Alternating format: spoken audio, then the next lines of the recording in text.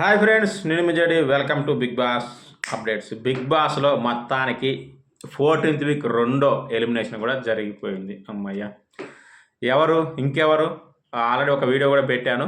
పర్ఫెక్ట్గా విష్ణుప్రియ, కళామతల్లి ముద్దు బిడ్డ ఎలిమినేట్ అయిపోయింది. మరి విష్ణుప్రియ ఎలిమినేట్ అవ్వడానికి రీజన్స్ ఏమై ఉంటాయి అనుకుంటారు? ఎందుకంటే ఆమె ఫ్యాన్స్ కాపాడుకుంటూ వచ్చారు 14 వారాలు.